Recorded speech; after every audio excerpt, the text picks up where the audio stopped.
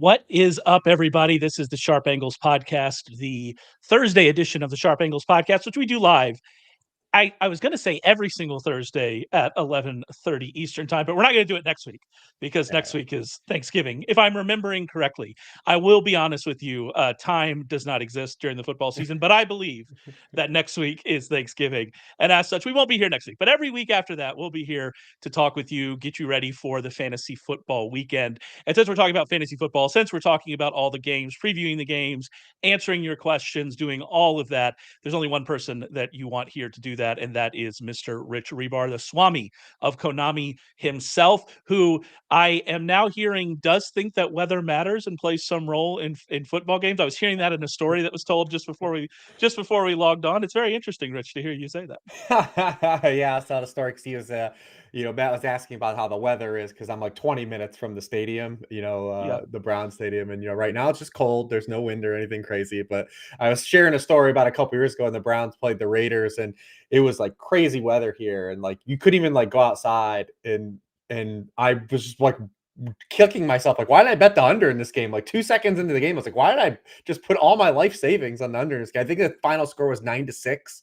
It was a Raiders Browns game. Like someone tried to kick a field goal the first drive and it just went sideways. And I was like, oh, yes. I made a mistake. Like I should just emptied everything, emptied the chamber, took all the loans out and everything, and just put it all in under. Well, in the chat, and by the way, if you want to take part in the chat, you can join us live on YouTube every single Thursday, 11:30 a.m. Eastern. Go to YouTube, search Sharp Football Analysis. You'll find us. Michael Toops, or as I will always call him, Toops, in the chat says that Rich, throw a football outside, please. So yeah, I guess we need the weather update for this Thursday night game. Yeah, I don't know how many like gamer guys like gamers are itching to get out, but it's a six week team on bye week, so like guys are starting some ugly players this week. Like teams are definitely playing some players they probably aren't comfortable putting in their lineups this week. Yeah, and a few of them will be playing on Thursday night. But if you're listening to us as a podcast, first of all, we appreciate that. But you might be listening on a Friday, so we're not going to discuss the Thursday night game. Never really do. But it will be interesting to see if weather plays any role in that. I have to talk about weather. I was complaining on the Monday podcast about how it was in Texas. It was this weird time of year where it's not quite cold enough for it to be nice in the house, but not quite warm enough for the AC to consistently kick on. And so it's just nasty inside the house. But I'll tell you, Rich, winter has finally arrived in Texas. It's a brisk 58 degrees outside. It's a brisk 58 degrees. So, woo, feeling chilly. Might have to get a jacket. I actually cut my grass this week still. And I was telling my son, I hope this is the last time we cut it. And now it's 30 degrees. So there you go. Yeah, I think we still have one more cut as well. But yes, it was 90 degrees last week in the mid November. Do you stop cutting grass in Texas? Is there like a period where you just don't cut it? Yeah, it does get at least where I am in Central Texas. It does get. First of all, we don't have a ton of rain, so that helps. But it does get cold enough, like pretty much like it should have already happened, but pretty much around this time of year to like the end of February, you don't really have to do a ton. You do have to get out there though for you Southern lawn care. You do have to get out there. There's a great time to put a pre-emergent weed solution out there, get rid of some of the bugs. Great time to do all that. If we're talking real dad hours, this is what we're for, man. This is what it's for. This is what I mean, it's funny. This week, I could keep looking at this week. I throughout the year, by the way, showdown tournaments over at DraftKings specifically, those are a great time to win tickets to the main slate. I would recommend everybody to go and start investing in those. You can get in $5, $6, $9. You can get into these like 70-person tournaments that pay out either like a 5-5-5 ticket. Some of them pay out more. You can get Wildcat 3-3-3 tickets. Beating 70 people, it's not going to happen all the time, but you can definitely throughout the year win 4 or 5 of these tickets. So I don't know if I want all of you to come and compete with me in those tournaments because it's been a nice profitable way for me to get a lot of these higher tickets, but just throwing that out there. But I ended up this last week winning another 5-5-5 ticket, and you and I were talking about it on Wednesday, and I was like, I had already entered into the contest, just to make sure I had my spot, and you were like, I don't know about this week, and I was like, I don't know about this week either, and I've since gone and withdrawn the ticket because I just, especially the main slates on the DFS, it's not looking great, Rich. It's an odd week. Yeah, I mean, you've got the DraftKings, especially at just 10 games on the main slate, some moving parts here. Pricing's been tight. It is a little bit looser this week some alleviation, but it is still hard. Like lineup construction has not felt great the last couple weeks in DFS, and it's looking like that on the surface again this week. So we'll kind of see what shakes out the rest of the week. We might have some running back injuries and some guys to kind of pluck in, but it's tough out there in the streets. Yeah, you mentioned running back injuries. I mean, I guess like you're talking about like someone like Roschon Johnson. What happens with DeAndre Swift? We talked about this on Monday actually. Roschon Johnson had a lot more snaps than DeAndre Swift in the second half of that game. Now DeAndre Swift misses a practice, and you wonder if that played some role. But like even if we get Roschon Johnson in Right. against the Vikings, like how excited are you even about that? So it's just, it is a tough spot for sure. One guy I think we're going to be excited about this week, and this is let's transition into our real or fake segment. I wanted to make sure we were clear here so we can get the greatest graphic in fantasy football podcasting up on the board. Thank you very much, producer Matt. Great work. But it transitions into real or fake because I think one guy I'm feeling at least very confident in, and from reading your worksheet previews, it seems like you're feeling pretty confident in, and that is Jauan Jennings. And I guess the real or fake question about Jauan Jennings is Jauan Jennings a wide receiver one the rest of the way? Yeah, I mean, he should definitely be, considered it. But like we talked about it a few weeks ago when he was coming back and kind of what we thought this would shake out. And it's like every time he's gotten opportunities, he's shown he's been really good this year. And also, I think there's some like kind of thoughts that like Jauan Jennings is like some like wily vet, right? Like some just dude that's been like a hanger on. This is only his fourth year in the NFL. Like he's not just like he is a 27-year-old player, but like it's not like he's a 30-year-old like vagabond that's been like floating around rosters. Like this is a guy that's just been behind really good players for the start of his career, and he's getting an opportunity to play, and he's taking advantage of that. We saw that kind of happen in the Super Bowl, and then it's kind of spilled over. Like this team signed him in the offseason after drafting Ricky Pearsall in the first round. They wanted to bring him back, and he's been nothing but good from week one when he played an increased amount of snaps when Brandon Ayuk signed the contract in the 11th hour. He was good. When Deebo Samuel and George Kittle missed in week 3, he was amazing, had one of the highest scoring wide receiver games of the season. And then he picked up an injury, came back, and he's picked up kind of where he left off. He leads the team now in targets per route run. He's kind of been like their foxhole guy anytime on third down. So you see like the phrase getting thrown around now, third down and Jauan. So he definitely is a guy I think we should be considering at least like as like a great like volume producer. Now, I do think that what we saw last week from the 49ers is kind of a red flag, though. We saw Seattle play the most man coverage the 49ers have seen because as good as Jauan Jennings has been, the 49ers do not have a lid lifter on offense anymore. Brandon Ayuk was their man beater. He was the guy running those deep posts and those 9 routes when teams would get aggressive with them, and you couldn't do it. Now we've seen like the like Seahawks, maybe this is the first team to kind of do this and more teams will pick up on it. And they said like, who's beating us downfield right now? And I think that's kind of a problem because as good as Jennings has been, he has still been more of that guy that is running like those slants. He's a big bodied receiver. He's running more like outbreaking stuff and getting more possession-y type catches. And it was a big problem for Brock Purdy, who has very pronounced man coverage versus zone coverage splits. And he's had them for the entire season because Ayuk wasn't really playing well when he was, in the lineup either. So it's something they kind of monitor. The Packers do not play a lot of man coverage. They're a team that's predicated on getting like turnovers and pressure. But I'm very curious to see if they pick up on what Seattle had success with last week and roll that into the game plan this game. Yeah, I think it's a good point. And I mean, they didn't have George Kittle last week. It seems like he's coming back. That will add another wrinkle to this, and so we'll kind of see where that goes. But yeah, I don't know if Ricky Pearsall is that guy either. So it'll be interesting to see how they deal with this. And then your thought process, you wrote about it in the worksheet. By the way, the worksheet preview for this game, 49ers Packers, available, Sharp Football Analysis. Go and check that out. You can use promo code 65 off to get 65% off season long betting packages. However, one of those, NFL Plus, that also contains Rich's all access as well, contains Rich's fantasy content. So go and make sure you check that out. Check out the worksheet previews. Make sure you're getting access to all this great information. And part of that great information is kind of what you wrote about Deebo and the way you're approaching Deebo moving forward. Obviously, has not had the production that we traditionally have seen from him when Brandon Ayuk has missed games. But it seems like you're just willing to ride this out because this is going to happen at some point, right, for Deebo? Well, I still think you have to for a couple of reasons. Well, one, like as good as Jennings has been, like he's not going to finish with a 30% target share. I don't believe that. Like no one in the 49ers offense, like in the Shanahan era, like has dominated reps with like a full allotment of weaponry.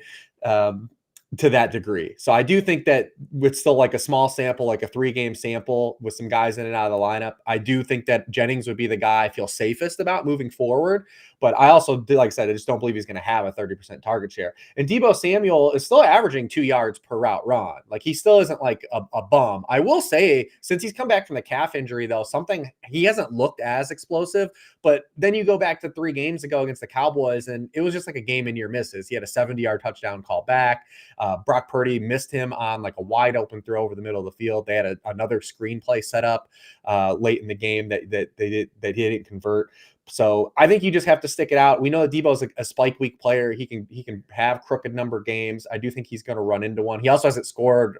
He scored 1 touchdown since the season opener. He's going to score more. But when you talk about with Jennings, though, Jennings has 7 end zone targets right now. Deebo only has 2. And that's something that's static for Deebo's career. He has never been a guy that's gotten a lot of targets in the end zone. So if Jennings is going to continue to get those and have that touchdown equity as well, that just gives him another kind of edge on Deebo. But I do think you just kind of have to ride it out. I don't know how many teams are in a position where like they feel good about where they are with Deebo Samuel to this point, because he's been a very hit or miss player. He hasn't had a top 20 scoring week in 6 of his past 7 games played. So the teams with him might not even be doing good. I don't know. But if you are, I think you got to ride it out.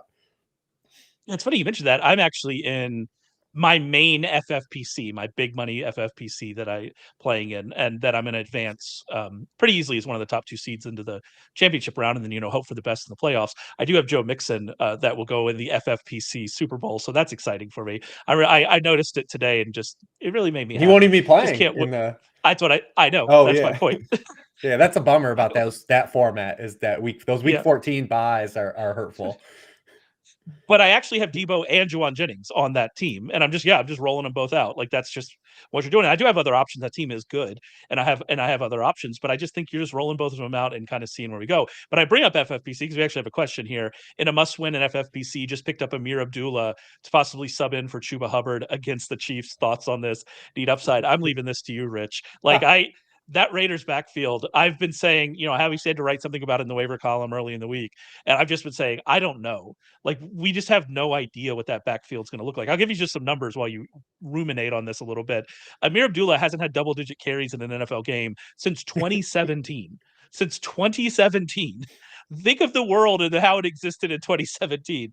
Think of the world and what it was. That's how long it's been since Abdullah's had double-digit carries. But Dylan Lawbay got into the game on offense one time, had 1 carry, fumbled it, and has been inactive ever since. On the practice squad, you're looking at guys like Sincere McCormack, who was a workhorse. All of us dynasty nerds, Rich shook his head. He knows who Sincere McCormack Yeah, is. great He name was too. he was a great name. He's a workhorse at actually my hometown school, UTSA. He was a workhorse there. And so maybe do they call him up? I just don't know. There's no way to know what this looks like. And that's even saying, even though Alexander Madison and Zamir White didn't practice on Wednesday, we don't know about either of them either, because I can't find any great reporting on it. So it's just like, I don't know is the answer, my answer to this whole Raiders situation. No, yeah. I mean, and obviously gamers with the 6 teams on bye this week and the way the running back position's been kind of this season outside of the top anyways, you're going to be starting some players that you probably didn't think you'd be starting. You brought up Roschon. I mean, hey, there might be gamers that are playing guys like, Gus Edwards this week, right? Like guys like that. I mean, we saw gamers trying to play Audric Estime last week. Sean Payton had a good laugh at us again. Hey, why would it's too soon? Why would you stab me in the heart with that one? I can't believe it. But I think I would have a hard time. I have no problem playing Abdullah if we get to Sunday and there's no Zamir White and there's no Alexander Madison, playing him out of necessity. But even with the matchup, I'm not going to bench a guy like Chuba Hubbard, I don't think, for him. Like an actual viable player that's been productive. But I get the necessity angle. If you are pressed, if you need a body, you should be holding on to the hope that Amir Abdullah could just be the last man standing and get some opportunities. Yeah, and I mean it's also not a great matchup for Abdullah either. So Right. it's not like you're getting the good side of that. You would maybe in that scenario, I think you're hoping that Abdullah gets like 4 or 5 catches, and that's that's going to see you through. Would My be initial would thought, be though, because I think they're not even the matchup, they're tying this to Jonathan Brooks playing, is that I've thought for weeks now that Jonathan Brooks is just going to be Miles Sanders, like opportunity wise. And then sure. the one mystery will be just do they mix him in at the goal line? Like, Mhm. but I have thought like it's still going to be basically largely Chuba Hubbard rest of the season. Them just try to get Jonathan Brooks some reps. He takes over what Miles Sanders had, maybe a little bit more. But then we got the contract extension for Chuba Hubbard, and kind of as like more reinforcement that like nope, Chuba Hubbard is like in a firm part of their plans right now. Yeah, and I mean Miles Sanders. I assume it would be more. Miles Sanders is getting what, like 4 to 5 targets. I mean 4 to 5 touches a week. I would guess maybe a little bit more than that. But yeah, I still think they're going to be leaning into Chuba. But actually, that Panthers. We're not going to talk about that Panthers team this week. I don't have it on the rundown, but I mean we can mention it. Like there is so much uncertainty there with Brooks Mm-hmm. coming back, with Adam Thielen coming back, and we don't know. We saw Jalen Coker ahead of the bye play 75% of his snaps in the slot and kind of lead the team in targets. And I think for the Panthers and kind of the season that they're in, you would want to see if that goes anywhere, see if you can get anything out of Coker. But now we have Adam Thielen, who was activated off of injured reserve in the bye week. They had to. Does that mean he'll play this week? That not necessarily, but I think we would suspect he would play. You would expect him to play a lot of snaps in the slot, and Bryce Young targeted him a lot last year. He's targeted the slot a lot since he kind of returned to the starting lineup. Is it just going to be a lot of targets for Adam Thielen, and we're not going to get much from Xavier Legette and Jalen Coker? It very well might be. I think that would be disappointing. I don't think that that's necessarily what's best for the Panthers, even, but that might be what we end up with. But we just don't know. There's all of this uncertainty here with this Panthers offense that, again, is in a terrible matchup against the Chiefs. So it's a really kind of nebulous situation this week. Yeah, there's a few teams where still funny to be, 12 weeks into the season and we're still looking for some reveals, right? Panthers definitely will be one out of the bye week. It also, I keep seeing like the quotes from Canales, and like I still get the vibes that he doesn't even want to play Bryce Young, but like he kind of feels like he just has to with the 2 wins out of the bye. So like we'll see if we even end up even seeing Dalton again. Because you would say the same thing for Jatavian Sanders. Like they should just play Jatavian Sanders, but if Tommy Tremble is available in this game, will we see them back to being a split? Like that's something else we're looking at. We have a team like the Buccaneers, right? Like we're looking for the reveal now with Mike Evans coming back. How is this now going to shake out? Because we got used to like 3 weeks of just jamming in Cade Otton. And, does Mike Evans coming back, how much does it hurt Cade Otton? How much does it hurt the role Rachaad White's had in the receiving game? His targets are way up without Mike Evans. He's got 4 receiving touchdowns, all with Mike Evans off the field. So we're kind of looking to see how that kind of shakes out for the Buccaneers as well. So yeah, there's a couple teams. It's like you just look at it's like out of the bye, like we're still trying to figure out some things what we're going to have the rest of the season. On Mike Evans, I just want to say that I mean he's an older guy coming back from a hamstring injury. That is, that is troublesome. As the 2 older guys sitting in front of you can tell you that those soft tissue injuries, they linger a little bit longer in your 30s, and they tend to recur. And so you will see what happens. However, there is no better wide receiver setup for the rest of the way than Mike Evans and what Mike Evans has. I would be, trade deadlines in a lot of leagues are this week. I'd be willing to spend a little extra on Mike Evans. He gets the Giants this week. Panthers, Raiders, Chargers, Cowboys, Panthers, Saints. That's the rest of the way. As in terms of fantasy, for the fantasy season. So yeah, And no just Marshawn throwing that out Lattimore there. Saints either. Like the Yeah, rivalry exactly. the rivalry is moved. Exactly. The only team on there that you're like, oh, their defense has been okay, has been the Chargers. And as we found out the last 2 weeks, we'll talk about that a little bit later on in the show. So we found out the last 2 weeks that might be a little fraudulent. By the way, if we're talking about FFPC, you should just pick up Tampa's defense now if you're going to make it into the FFPC championship round. That's a good spot to be with all those teams as well. Let's actually move and talk a little bit about the team that the Bucks are playing this week, and that is the New York Giants, who have made a quarterback change. Old Tommy Two Cuts, as I like to call him, is going to come in and take over the starting job. And I guess the real or fake kind of way to coach this question is it real or fake that nothing has changed for Malik Nabers and Tyrone Tracy? It's just kind of the same old for those 2 guys moving forward. No, I mean you can't say we don't know, right? It's just another added variable There you go. to the mix. So we don't know. It's another, like I said, the Giants are in that bucket too, like a kind of Yep. the rest of the season. And we'll see if, Drew Lock ends up playing towards the very end of the season, once they kind of clear maybe the safety net to where they don't have to give him some of these Can you? incentives. But So some of the stuff coming out of the Giants locker room about how like they know that this is all just about money, yes. and then they go and don't play Drew Lock because of money.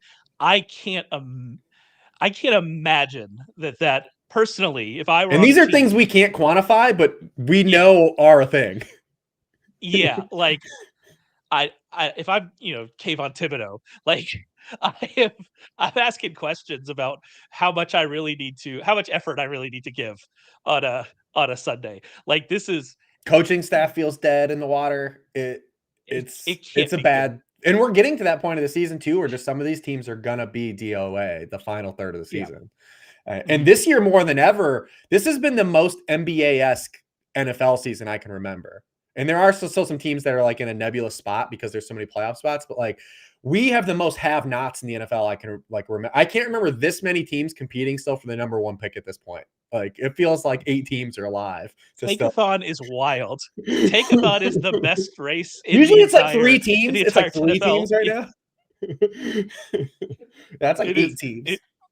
It's wild. By the way, I couldn't think of I was trying to think of defensive players on the Giants, and for some reason, Kayvon Thibodeau came to my mind. I was like, why would that be the first name that came to my mind? And it's because he was designated to return off injured reserve yesterday, so that's why he's in my brain. So thank you, Brain, for being weird. But anyway, back to Tyrone, Tracy, and Malik Nabers.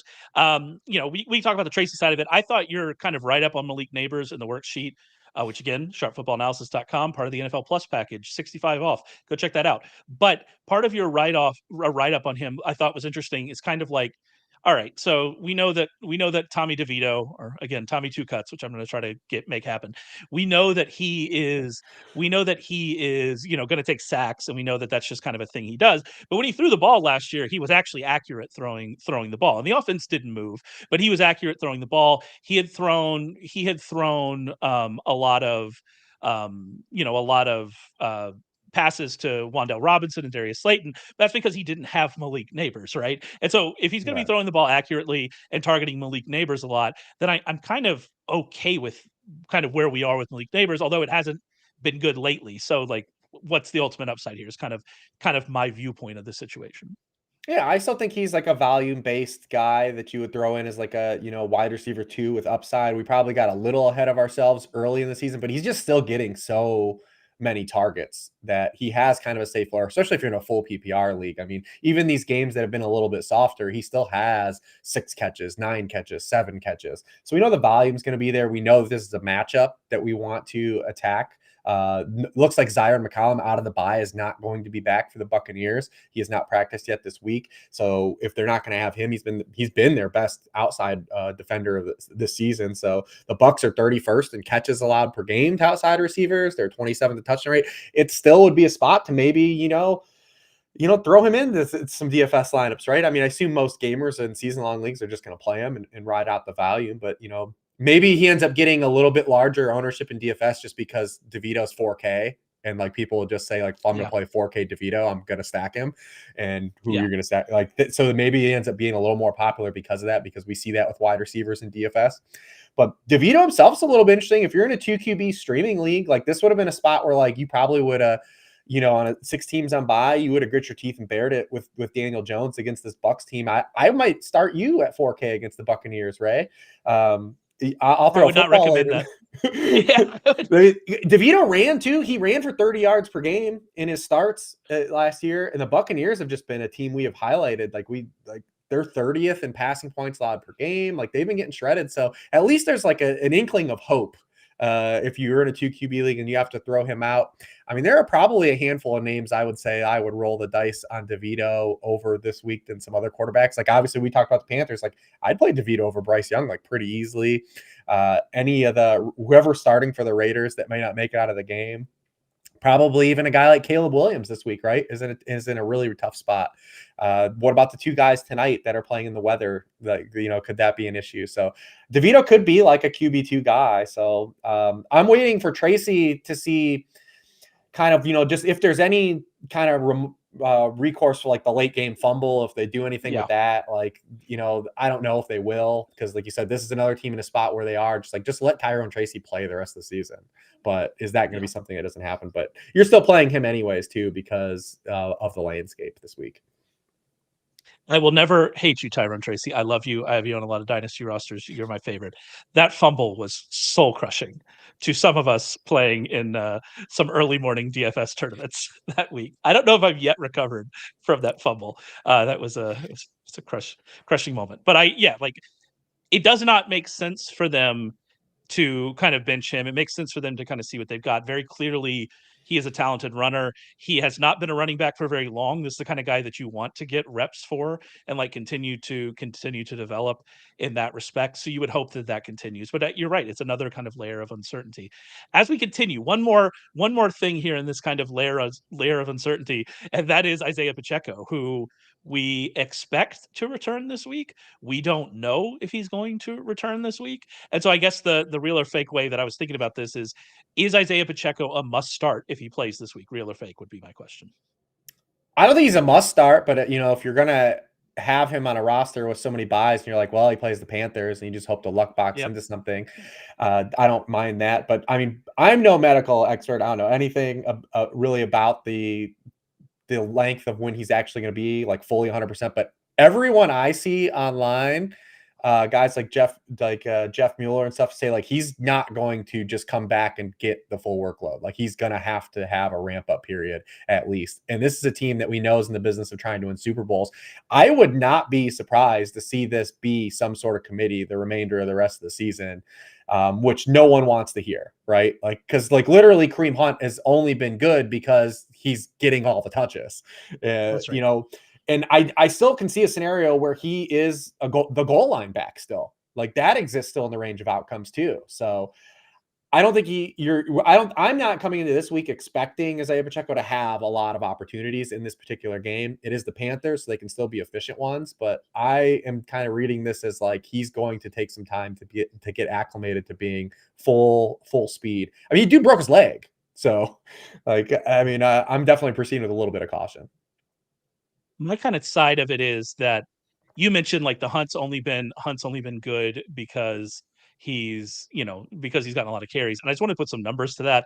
Hunt, out of 53 backs with at least 50 carries, Hunt is 51st in explosive run rate. He's 49th in yards after contact per rush. He does not create yards on his own. And this is not like a this year problem with Kansas City. This is exactly what we saw from him in Cleveland as well last year and the year before that. Like this is just kind of who Kareem Hunt is now.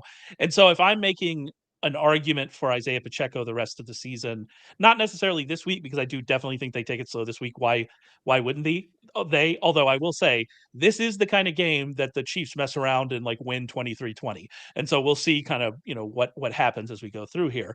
But this week they can definitely take it slow. But moving forward, are they going to be able to afford continuing to roll out Kareem Hunt, not having any success as a runner, when they could have Isaiah Pacheco in there, even maybe a diminished version, who I think would probably be doing better? That would be my question kind of moving forward. But that is just kind of a wait and see thing as we move forward. Because as you mentioned, we don't know how healthy he is. And I think some of the kind of quotes around him from Andy Reid this week suggest that they're maybe not so sure that he's at 100% or don't even think that he's at 100%. Again, I'm not even sure he plays this week. And so it's just kind of one of those tricky situations. But this offense has not been great. It hasn't been great in the regular season for a couple of years in a row now, and it doesn't seem to matter once the playoffs arrive. But it hasn't been great. They definitely have not gotten a ton of efficient production out of Kareem Hunt or anybody else in that backfield. Pacheco would certainly be an upgrade to their offense if he's healthy. And ultimately, if he's healthy, I think that's what we will see. And I think Hunt's going to fall out of the offense pretty substantially once Pacheco's healthy. But the question is, when does that happen? And like you said, they are very willing to put people on the shelf in the regular season.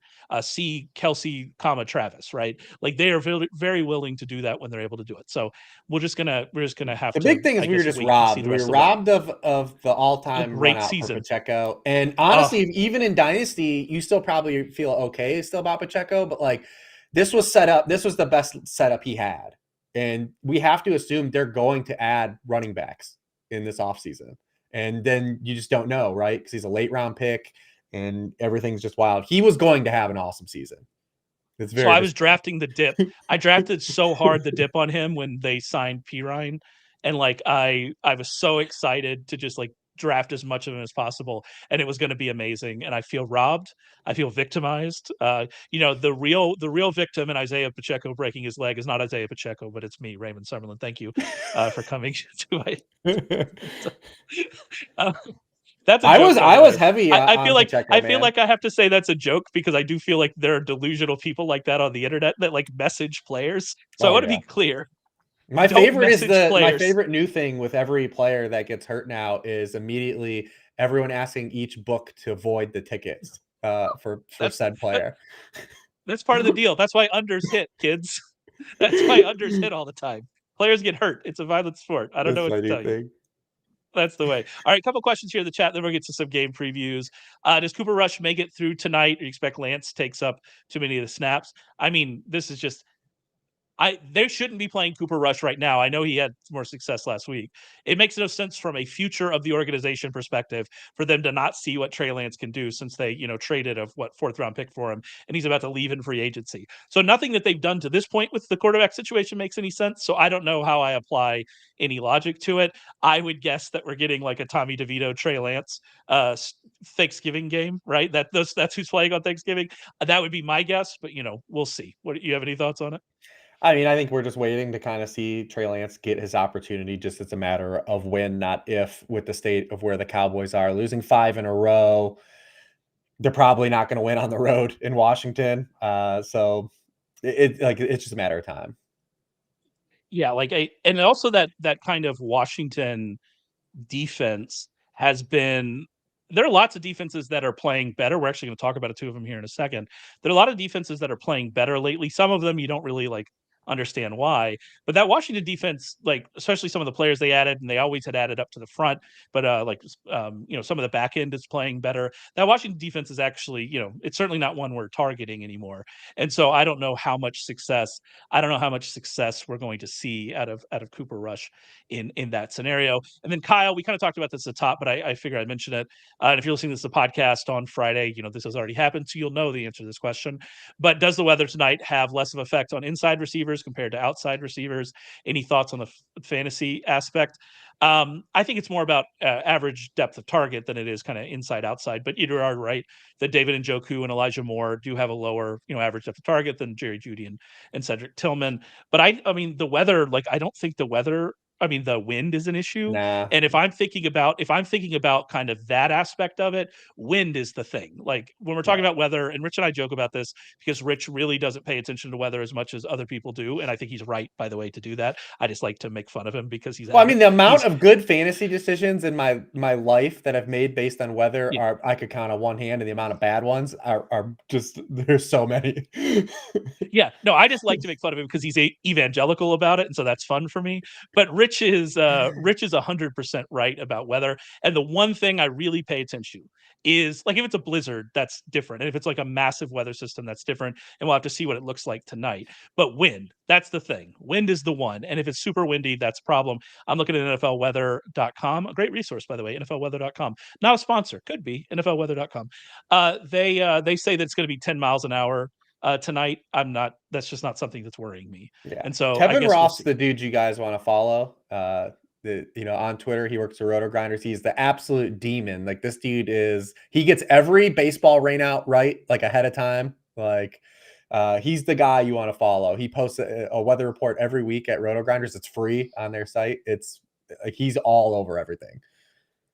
At Kevin Roth WX, because I Yeah. second that as well. Kevin Roth is really good But I at mean, this the stuff. thing you should be worried about if you are a Browns passing game holder, which has come to life under Jameis Winston to all the hopes that we dreamed could happen, right?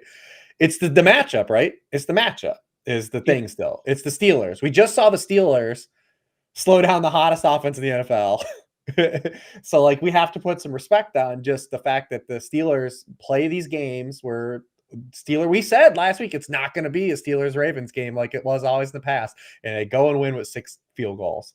It happened again. So I'm more concerned about the Jameis Winston versus the Pittsburgh Steelers and what the trickle down that has on the Browns pass catchers.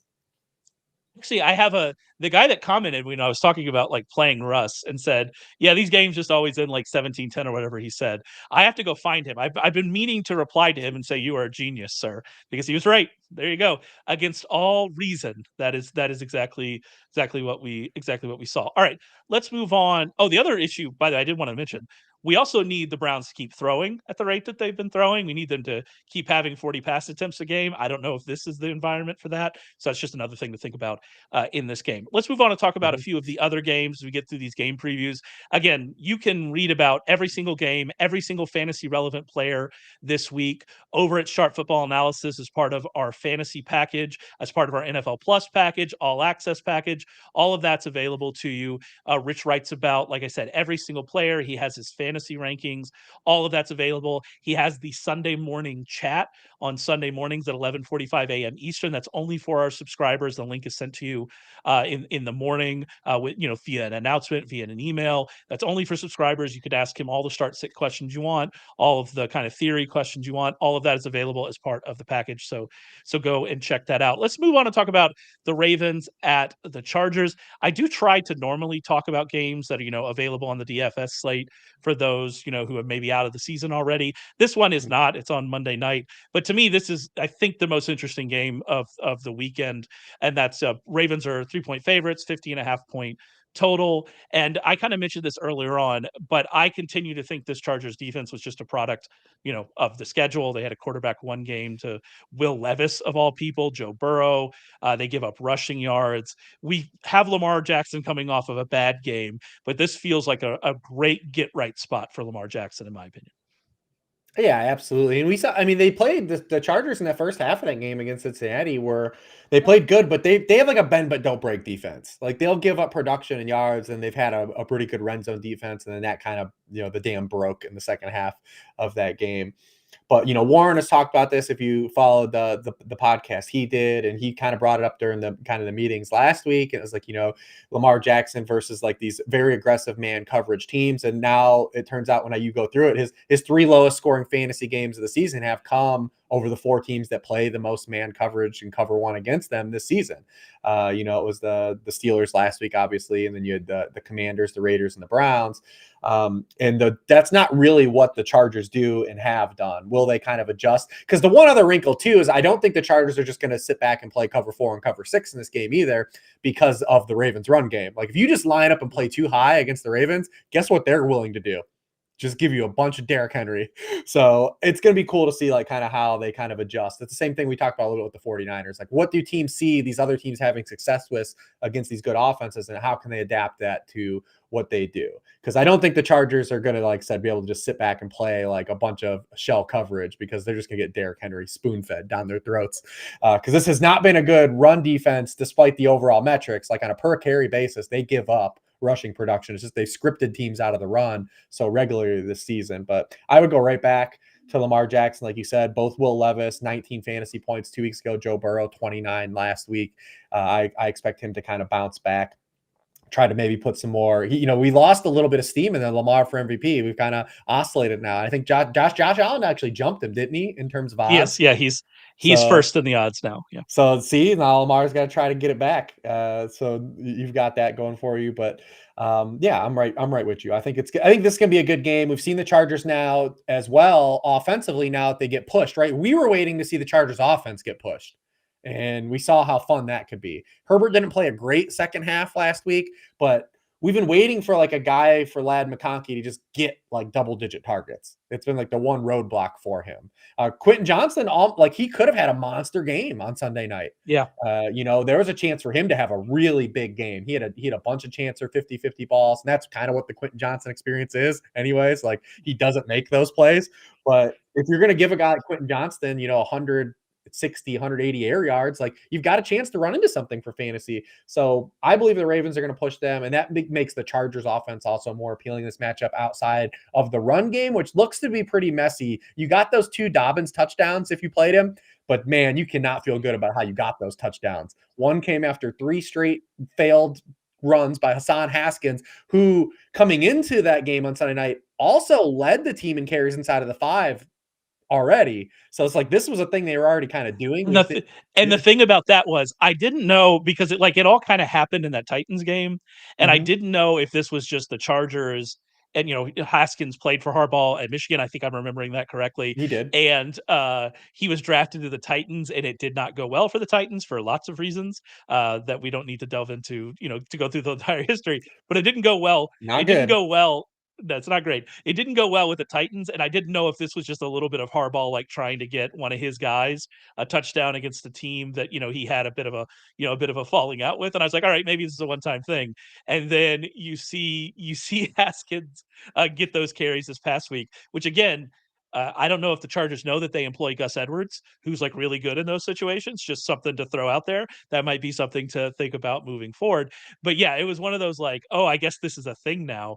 And if this is a thing, and then also Gus Edwards is going to get 30 to 40% of the running back carries, then yeah, that's a problem for J.K. Dobbins moving forward, especially in this specific matchup. And very early in that game, Gus Edwards was working in. Like Gus, it's 2 weeks in a row now since Gus Edwards has come back that he's worked in very early in the game. So it looks like we have some kind of split here. You also have the dynamic of this game being obviously the two brothers, the Chargers kind of building up what it looks like Ravens West a little bit, like old Ravens West. So it's like kind of fun. There's a lot of symmetry, in terms Greg of like Roman revenge game. yeah, Greg Roman revenge game. There's a lot. There's a lot there. Yeah, there's a lot going on. I thought your kind of point, I didn't want to kind of gloss over this a little bit. If the Chargers continue to play defense the way that they've been playing defense, we've seen Henry kind of get scripted out of games a bit lately. He still scores touchdowns every week, so it doesn't matter. It doesn't matter for fantasy. But like I took the under on him last week, and it ended up hitting. It didn't hit for the reasons I expected it to hit, but it did end up hitting in terms of rushing yards because he didn't. We did see a lot of Justice Hill, especially later in that game, and we did see him scripted out. He did get that catch, which that would be great to see more catches for Derrick Henry to kind of smooth out his fantasy line. But if the Chargers come out and try to play defense the way they've been playing defense, this could be a massive game for Derrick Henry, which is why I think you and I both don't think that's how they'll play. But like that is within, I think, the realm of possibilities that's just kind of what they end up doing. And if that's the case, I mean, it's going to be a lot of Derrick Henry early and probably a lot of success for Derrick Henry early. Yeah, that's what makes I've always thought that's what makes this iteration of the Ravens different than previous versions was the addition of Derrick Henry and that they had all these separators and they could beat man coverage, and that was not the case on Sunday. It was very disappointing. They obviously screwed themselves in a few areas and cost themselves some points, but that was the worst they've looked all season by far. And respect to the Steelers defense because without Alex Highsmith, they continue to make what they've done all season, successful. This team always just puts quality defense on the field. Yeah, and you mentioned kind of like the separators. I guess we have to talk about, Zay Flowers and Mark Andrews. Mark Andrews, Isaiah Likely comes back, and we see that route rate dip again. And so it's like a tough situation. Zay Flowers has been, up and down all season. Either he's going for like 150 yards or 20. That's kind of where we are. And he happened to get the touchdown last week, and that smoothed it out and, made it look a lot nicer. But it has just been a weird up and down season. And I like Lamar Jackson a lot this week. I think he can run against this defense and all of that. But if I'm talking about their pass catchers, then I think we're kind of making a guess about game script for these guys. And I mean, you're in redraft leagues, especially 6 teams on bye, you're playing Zay Flowers, right? But I do think if you're thinking about it from like a showdown situation, playing showdown lineups or, single game DFS kind of situation, this could be like one of those weird games for Zay Flowers. I don't really know what to do with him or even what my expectations should be for him kind of week to week. Yeah, it's tough. You just he's one of those guys you just kind of ride out because the highs are good enough, and he's a good player. It's just that the way the context of this offense operates, sometimes you don't get the targets that you expect a guy like the lead wide receiver in other offenses to get, and that's kind of been a bugaboo for him at different points. But the highs are high, are really high with him. He's clearly a very talented player. Like same thing across from like McConkey, right? Like McConkey has looked the part all year. It's just a matter of, consistent value, and they've a team that have thrown a lot less than the Ravens even this year. But if we can just get him involved, he's a guy who has a nice setup too. McConkey has a real nice setup in terms of schedule. If this Chargers defense is going to start playing a little bit worse, they're going to get pushed. His setup is really nice. They play a lot of teams that have been really bad against slot receivers towards the end of the season. And as I've said it a lot of times, I think my issue with McConkey in draft season, and I'm going to end up being wrong about it. I don't know if we need to make a graphic for this one like the Jaden Reed one. Oh, the Jaden Reed one, I don't know. We're looking better on that one as of late.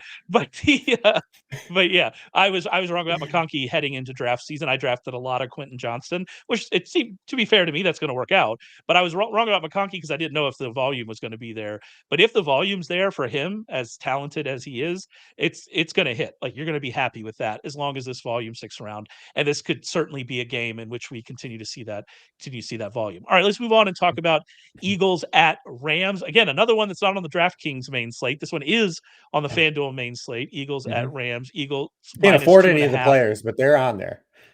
They're there. Saquon is 10K on I saw. Yeah, I had a pretty decent week DFS last week on FanDuel, and it was because I stacked that Sunday night game. Got there with Quentin Johnson and T Higgins, who I was big on and all that, so it worked out nicely. But yeah, so I go and I look again if I'm going to recreate that format this week, and I go, I don't know. You might be limited to one or two names out of this, but total's 48.5. It is certainly a game that we would be interested in. I say that, but like, this is a really tough spot for this Rams offense, or the Eagles defense is going to be found out. Like, those are the two options we have here, because this Eagles defense since the bye week has been like outstanding. They're first in points per drive allowed, first in yards per play allowed. It's not close to second place in kind of either of those places. They're first in yards per pass attempt allowed. They've only allowed 5.2 yards per pass attempt since their week 6 bye. So again, that's a long run. The quarterbacks they faced in that run have not been great, but there are some good names in there. There's Joe Burrow, there's Jaden Daniels, and they were managed to do that to those guys as well. And so you look at this on paper, this looks like a really tough spot for Matthew Stafford, but Matthew Stafford has Cooper Kupp and Puka Nacua, who, because of those two guys are playing, together, put a bit of a different strain on your defense. So this is going to be one of those, is this Eagles secondary that has made this massive improvement, is this real kind of moving forward? I think we'll know a lot more after Sunday night. Yeah, 100%. This is because they did face like you said, Burrow in that stretch, but it was Burrow without Higgins. So, would it have been a potentially different story if they were able to kind of press the Eagles with multiple, good passing assets? We don't know. I definitely just believe the pieces that the Eagles have moved around are good. I mean, I'm willing to say that the Eagles have a good defense. It just depends on how good is it. Are they going to perform at this level the rest of the season? That's it's hard to do that in the NFL, even if you have an elite defense. This would be a spot for them to kind of give up some of that production. We've seen now when the Rams, going back to last year, have their main 4 guys available, Stafford, Kyren Williams, Puka Nacua, and Cooper Kupp. They basically are a top 3 team in terms of yards per play. In fact, this is a good offense. Their offensive line also has gotten a little healthier too, which could help them out here as well. But this is a game that I think I'm cautious on getting there from a DFS stance and going wild, even though you can't fit everyone in because they're all expensive anyways. But because these teams went under last year when they played, and these are 2 teams that inherently don't want to play fast. That's kind of a problem, right? Like when we were talking about these games going nuts. The Eagles in general, since they've come back from the bye, they have a 42% drop back rate. This team's had no interest in throwing the football. 11% below expectations, 13% below expectations on first down plays. It's really hurt AJ Brown, who's looked incredible and been incredible per target. But AJ Brown now has been a top 30 scorer in just one of his past 4 games because he's running 24 pass routes per game. It's just we talk about a little bit with McConkey, right? Some of those guys before and Flowers. That's what's happening to AJ Brown right now. And if it's happening to AJ Brown, it's even an extra squeeze on Devontae Smith, who's been borderline unusable for fantasy since the bye. He had a long touchdown against the Browns that he caught on a shallow drag where no one was on that side of the field, and he coasted into the end zone. And he had a game where AJ Brown left early against the Jaguars, which opened up back for him to have production. But I mean, he's been outside of the top 50 in 3 of his past 5 games, because if AJ Brown can't get there on 24 routes, guess who sure as hell ain't getting there on 24 per routes? Devontae Smith, who's actually, a really good player too. He's just not AJ Brown. So it's really really hurt these wide receivers in this past game. Now you add Dallas Goedert back, and it's just we have a real squeeze on this Eagles team based on what they want to do offensively. And it's really hard to get these really spike weeks. Even Saquon has run into this a little bit, not fully, because he's had really monster games, but Saquon has had. He's the GOAT. because Yeah, he's the GOAT. You can say that but because he's the GOAT. There you go. but he's had games because he doesn't catch a lot of passes, and then Yeah, the games where the absolutely. tush push happens, Yeah. and you're like, oh, Saquon had 120 yards from scrimmage and was the RB18 because Yeah. he didn't, and that's happened too over this stretch. So it's a real kind of downer here. We're hoping that the Rams push them and then can push this defense, and then we can get this thing where like Jalen Hurts is throwing 28 to 35 passes, right? Because we know he's not going to throw 40, 45 passes, but that's what we're looking for is the Rams to give us enough push to where the Eagles have to open this thing up a little bit because we know we want to attack the Rams with wide receiver play. Yeah, on Devonta Smith, by the way, I mean, he DMP'd again on Wednesday. He did that the week before, came back limited, and then, played. I'd assume the same thing's going to happen, but it also seems like he's not at 100%. Are any of NFL players at 100% at this point in the year? I'm not sure. But, certainly that missed practice time on Wednesday is something that, to watch, especially as we move through this kind of depressed passing area here. And so that's kind of the way. The other thing is you mentioned this in the worksheet, which again, available sharpfootballanalysis.com, part of the NFL Plus package. Go check that out. But you mentioned that in the worksheet about the Rams and their ability to get pressure. It was one of the reasons I was a little bit nervous about Drake May last week from a fantasy perspective, although it ended up being fine. But they're able to get pressure in this situation, and Hurts has been under a lot of pressure, seemingly all year and certainly recently. Yeah, and well, one thing too, when we talk about pressure, I think for a note too to like add some extra context because someone that like works with a lot of this stuff is when we do like man coverage too is like to remember even like the highest pressure rates are not like a pressure every down. Same thing with like man coverage. You'll see a lot of be like, oh, this guy versus man coverage. And it's like, well, yeah, they're gonna run man coverage on 15 of his routes for the game. And it's like you try to add some more context to that. And yeah, the Rams are getting a lot more pressure, and it's really helped their turnaround of their defense. But a 30 to 40% pressure rate means also what? They're not getting pressure. 60% non-pressure. Yeah, there you go. And that's been I the could do that problem for math. the I Rams. figured that math out. Thank you. I'd like some kudos, a gold star for my dumbass figuring out what 100 minus 40 is. And that's been the problem for the Rams is when they don't get home, everything gets Yeah. exposed on their defense. Yeah. And like that's kind of been the story. But they were a little better on Thursday getting Jordan Mailata back. Jalen Hurts was still pressure on 32% of his dropbacks, but it went from Jalen Hurts has consistently been living in like the bottom like 3 quarterbacks in terms of pressure rate all year. And he was 16th last week. And it's one of those things like they don't have to fix it to where they go to first, but they can just get in the middle. That's actually a big difference. I feel like we talk about that every offseason when you do the regression articles. It's like, all right, they were dead last in red zone touchdown rate. If they're just 16th this year, like they're scoring a bunch more fantasy points. And I look think what's that's a happened to the good way to think Lions. about it. Like, Yeah, we talk exactly. the Lions and they've actually gone from like worst to kind of first in terms of pass defense. There you go. Yeah. Yeah. You don't have to become the best, but not being the worst is kind of an improvement. I wouldn't know, always the worst. But one more thing on this game is any kind of concerns about what we've seen from Kyron Williams lately, his usage. He certainly hasn't been getting there with ceiling games from a fantasy Yeah. perspective.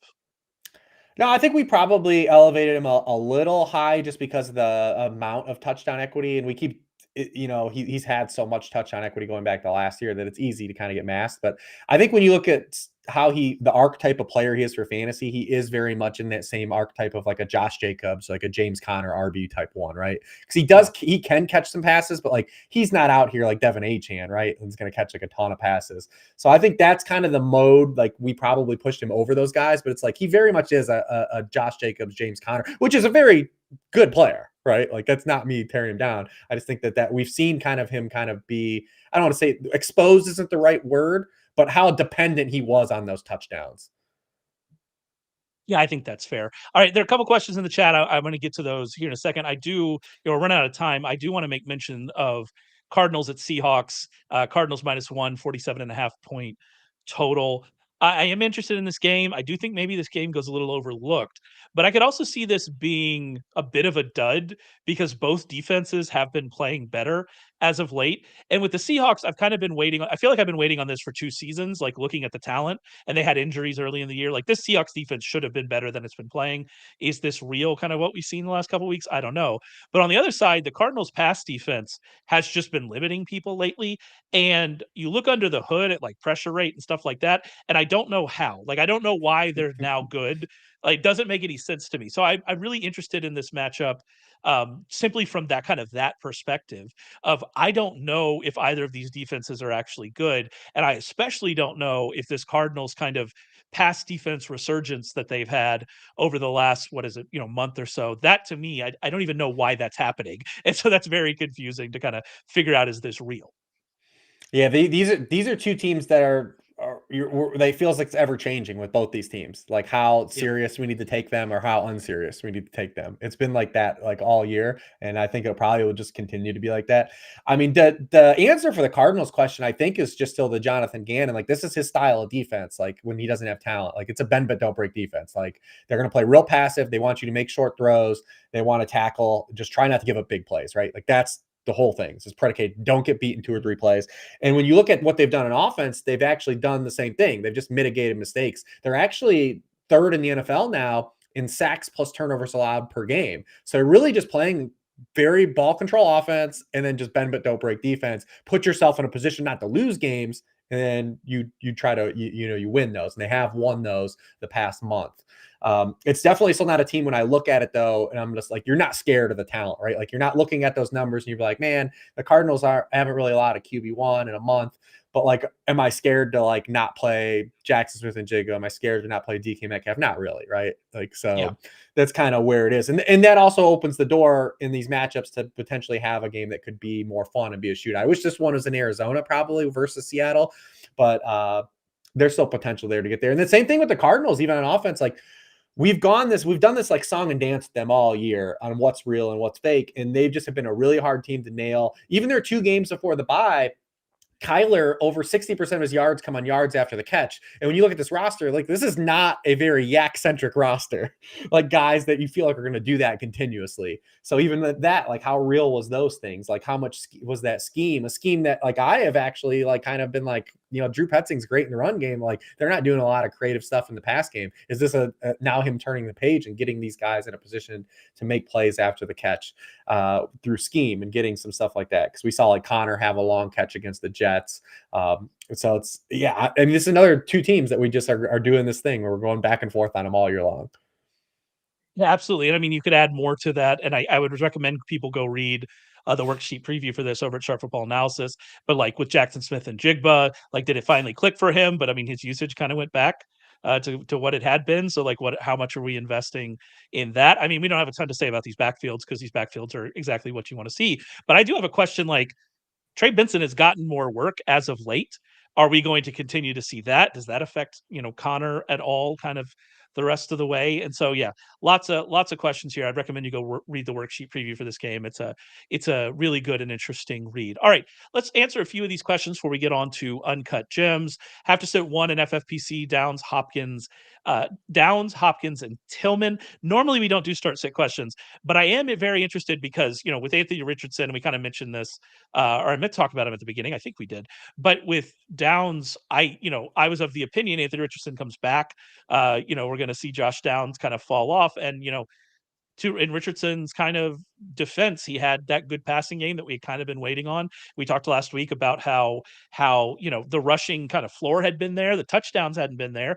Those showed up last week, and kind of the hitting on some passing plays hadn't been there. That showed up last week, and all of a sudden now Anthony Richardson is back to kind of the fantasy quarterback we had hoped he would be. Will that continue? I'm not sure. And will we continue to see Downs kind of be as involved as he was and have the games? I don't know as well. And so it's an interesting situation there with Josh Downs, in my opinion.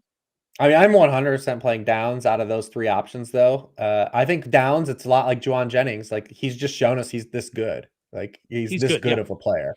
And obviously now he's attached to Anthony Richardson, who I think is going to add a layer of volatility. But he's been a wide receiver 1 in his last 2 games with Anthony Richardson. He has 6 top 20 scoring weeks now on the season.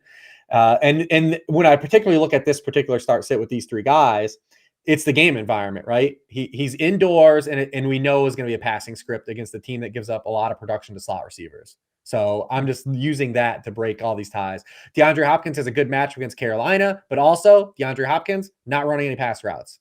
Like, so it's like one of these Feels like a things. Like, problem. That feels like yeah, an issue when you're trying to score yeah. fantasy Like, points. I think he can be efficient per target he gets against the Carolina Panthers, obviously. But if he's only Yeah. running a route on 60% of the dropbacks, like he has been since he joined the Chiefs, you have a reduction for terms of opportunity, especially if the Chiefs are just in control of this game too, right? Like, how many actual routes does he run versus Josh Downs, right? Like against the Lions, and then you just have the Steelers factor tonight, where you have so like I like Downs pretty clear cut out of in that scenario. Yeah, I'm with you on that one as well. One more here got offered Bijan and Dell or Shakir. Give up Aaron Jones, Malik Nabers, and Evan Ingram. He lists the rest of his roster, but he has tight ends to kind of make up for the Evan Ingram side of that. I mean, you're getting Do you Bijan want any Robinson? Jaguars the rest of the season? It's a great question. Maybe Evan Ingram. He's getting, Yeah. he's getting those targets. But I mean, BTJ is obviously receivers, but yeah. You're getting Bijan Robinson in this deal. That seems pretty clear to me. Is that kind of where you're looking at it as well? yeah, absolutely. Yeah. Any interest on Dell or Shakir kind of rest of the season? Any kind of thoughts I on would that? rather have Shakir. I think Dell's definitely taken. Well, two things I think are hurting Dell. One is obviously he's taken a step back, which we knew he was a huge regression candidate coming into this offseason. And then you look at he's always had splits where Nico Collins has played. He's been a little bit worse. And then the addition of Joe Mixon to this offense is just a problem for these guys. Like it just is. Bobby Sloak wants to get Joe Mixon the football, and we're just gonna have to deal with that the rest of the And year. those of us who drafted him at a lot of places love you for that, Bobby Sloak. Yep. Hey, So listen, continue, yeah, he was a guy. keep that up. We were Team big old Mixon man guys. Yeah, team old man running back is still going strong, heading into week 12. It feels like the wheels are precariously placed. They keep getting close, a few of them. Aaron Jones mentioned in that question, keeps getting close a couple times, but the wheels are still on for team old man running back. So here we go. All right, one more thing to do here before we get out, and that is to do some uncut gems. I'll be honest with you. I've been a week early on these a bunch. So maybe this is the week to play Russell Wilson. I've been a week early on these. It seems like each of the last 3 weeks. But who is your uncut gem? Again, uncut gems. These are guys that probably overlooked, maybe not even on a ton of rosters that we think are going to have better weeks than their kind of average and expectations this week. Yeah, this was actually, even with 6 teams being on bye, and you figured that we'd have like a surplus of like bad players to choose from. It's hard. It was still a hard week to kind of find a guy. I didn't feel like Roma Dunze counted same way I didn't think Quentin Johnston counted last week. So I actually am going back to a guy I used 2 weeks ago, and it didn't work out. And it's Noah Brown. Hey, It's we're back, baby. I mean, The I think it makes bit sense. continues. It makes sense again. I gotta call it how it is. And looking at my rankings and projections, like I have Noah Brown as a wide receiver 4, and it's like, yeah, like I think he just fits the mold. He's probably available on some waiver wires. He might be hanging on to some benches at the end, but he has still out targeted Terry McLaurin in 3 straight games. We've not. I'm surprised he didn't do real or fake Jaden Daniels, but I have like a lot of opinions. If you check out the worksheet on that. All right, so you could talk about it because I didn't know if I was overreacting. Like legitimately, I typed him into our Google Doc and then deleted it out of there. Yeah, that's All right, fine. like I meant to I because would just tell people to read the Jaden Daniels section because it's before, even if you don't have a subscription, it's before the paywall, right? yeah, it is. Yeah, So go and check out my thoughts on what the doom and gloom Jaden Daniels like thing has been. But I expect Jaden Daniels to play really well this weekend and this passing game to be really well. I expect him to run the ball really well. I expect him to do a lot of things, score a lot of points in the Cowboys. And what's interesting though, I think for Noah Brown in this particular week is not just all those things. It's that the Cliff Kingsbury effect, right, for Terry McLaurin. And not that I think you need to run and hide from Terry McLaurin, but we know Terry McLaurin just lines up at left wide receiver, right? He's going to line up from Trayvon Diggs the entire game. The Cowboys actually have been really good against left wide receivers this year and lead wide receivers because of that. Dallas is actually second in the NFL in receiving yards per game to left wide receivers this season. As a default, they've been kind of smoked by right wide receivers. I will say that do we ever see Deron Bland play a snap this year? Question mark. But if he's still out, then that lines up for Noah Brown. I can't say enough how excited I am about you becoming I'm not even starting. Well, I'll be starting Noah Brown in a couple dynasty leagues, but there are 3 places I'm not even starting Noah Brown. I Listen, can't. I am an objective gamer here. How the turntables have turned, obviously. So we're so we're excited. I play the cards as they're in my hand, man. All right, my guy is going to be actually the other side of that game. I'm going to take Luke Schoonmaker, who I can't imagine Jake Ferguson clears a concussion protocol before Sunday. He was DNP on Wednesday. Schoonmaker is a risk. I want to say that because he's not going to be a full-time player. We saw back in week 2, he ran just a route on just a third of the passing plays because Brevin Spanford is still there. And even last week, Schoonmaker was in on 51% of the plays. Spanford was ran a route on 39% of the passing plays. So we're going to see that. But Schoonmaker has been targeted on 22.3% of his routes this year overall. That's 34.8% of his routes in those 2 games where Ferguson either missed back in week 2 or last week when, he missed almost all of the game. He's getting a ton of targets when he's on the field. I would assume, as you mentioned, kind of in the Jaden Daniels and Noah Brown thing, I would assume the Cowboys are pushed to pass here. I think Schoonmaker can get 6 to 7 targets and, just kind of hope for the best on what happens with those targets. And with all the teams on bye, like that, to me, that's enough to kind of push him into that. All right, I'm going to consider starting this guy kind of situation. I am starting him. I have one deeper 14-team league where I'm still writing out Kyle Pitts as my starting tight end. So Schoonmaker is going to be starting there. And so I just think he's a guy that you can at least throw some targets on the wall in a game where maybe the Cowboys are pushed and kind of hope for the best. I don't know if that's the strongest sell point for a player, but that's kind of where we are this week. Is because as you mentioned, as I was going through it, I was like, there aren't a ton of guys here that I'm super interested in. Yeah, absolutely. And Schoonmaker is going to be a really popular DraftKings play this weekend, Sure. just by default of just being 2,500. So you'll see him in a lot of DraftKings lineups. I don't know if I'm going that far down the line on it, but just like in redraft, I could see it. Marco's actually had a question. I could be in the section, I guess. Any interest on Nick Westbrook-Akine this week after he had the 98-yard touchdown? I mean, he has 5 touchdowns in 6 games or something like that. I still remain doubtful about this. He's been targeted on, I believe the number was semi waiver column, 13.7% of his routes since DeAndre Hopkins left. He just happens to be scoring touchdowns. And if you look at his expected touchdown numbers like closer to 2, and he's scored 5 in that, closer to 2 for the entire season. He scored 5 in the last 6. To me, it feels like a trap. But last week I said MVS was a trap. Marquez Valdez-Scantling was a trap, and look at that, he went and got another one. So what do I know, right? It's just like I mean, it listen, feels like a trap. Here's the thing on this week with 6 teams on bye, he's gonna be out there. He's gonna play. He's gonna run routes. He's on the field. He's been on the field Yep. for 90% of the dropbacks, and this is a team that we expect to be, throwing. They're 8-point dogs on the road. He's going to be running 90% of the route on 90% of the dropbacks. Jesus, take the wheel. Yeah, we need to call I think Mac Hollins has to be the mascot of this group. Justin Watson, maybe Justin Watson is a mascot of this group. Like we need to make a group of okay, they'll be playing kind of wide receivers. MVS, obviously MVS, that's the guy. That's the poster child. MVS has made a career out of, that guy's running routes. The guy's out there. He's out there running routes, man. The Wind Spreaders Club.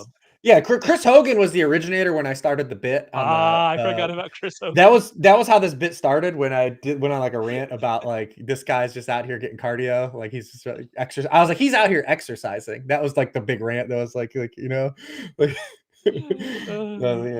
was about Hogan. Yeah, but no, he's gonna play. There you go. What are you gonna do? It hit for MVS 2 weeks in a row. Why can't it for Westbrook-Akine for 6 out of 7 weeks? Why can't it happen again? Who knows? All right, that's it for us. Like I said, we will not be back next week. We will be enjoying our Thanksgiving with our families. Happy Thanksgiving, everybody. We really do appreciate your support. We thank you for your support. And now everybody vomits. So thank you very much for that. We will be back the week after that. The podcast next week, though, will still be on Monday. I'll be on there with Tucker. Tuesday and Friday, we'll have Warren on. He'll have Ryan McChrystal to talk college bets, Pam Maldonado to talk NFL bets, Joe Gibbs to talk referee stuff on that Friday show on Black Friday. All of that is worth the price of admission. So make sure to head over to YouTube, subscribe, Sharp Football Analysis, and get notified when we go live. Subscribe to the podcast. We appreciate all of that. Go to Sharp Football Analysis. You can read all of Rich's work, all of his fantasy previews, get his fantasy rankings. Get access to that subscriber-only chat on Sunday mornings. It is definitely worth it. Make sure you do that. And Rich and I will be back in 2 weeks to talk to y'all. Thank you.